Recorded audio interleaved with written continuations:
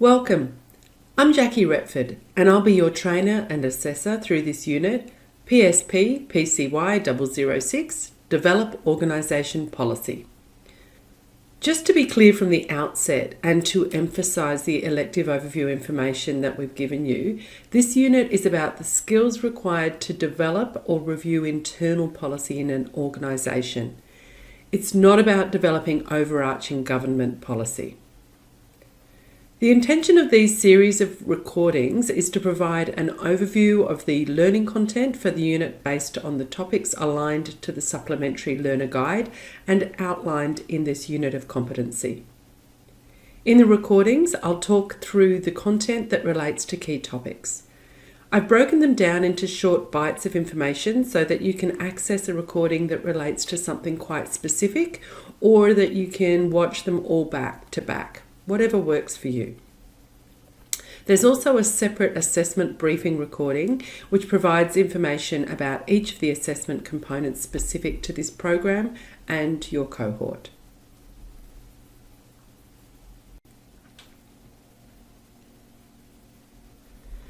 I'll start by providing a bit of an overview of each of the topics which follow policy, from identification of an initial need through to policy implementation and review.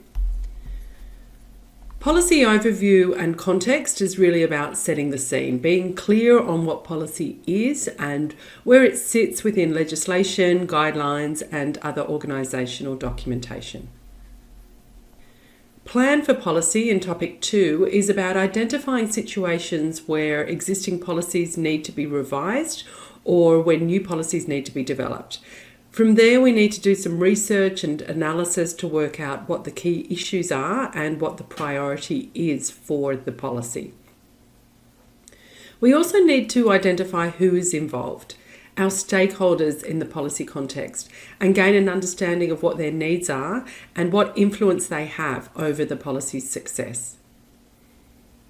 In planning, we take time to consider issues and risks that can impact on the policy development process and determine how we can best address those. And the final step in the planning process is to gain approval to progress with policy development. So once approved, we move on to writing policy. So this is the actual policy documentation that you will write, and that depends on your organisation's policy development framework.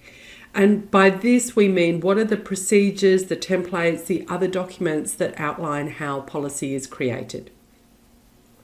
For the purposes of this unit, we're going to be looking at a policy development plan and the policy itself in the context of writing for policy. Importantly, writing policy also applies all of the generic writing for government or APS writing skills. So in this topic, we're also going to give some examples of the key headings that might be included in the documents that you're drafting, and we'll look at some of the examples of policies, but we're also going to refer to style manual information on writing style, as well as really important components like using inclusive language. Then finally, looking at finalising, implementing and reviewing policy. So we focus on the steps involved with the policy after drafting. So gaining approvals, implementing the policy and the associated plans like communication or risk management plans, and then monitoring the success of the implementation of the policy.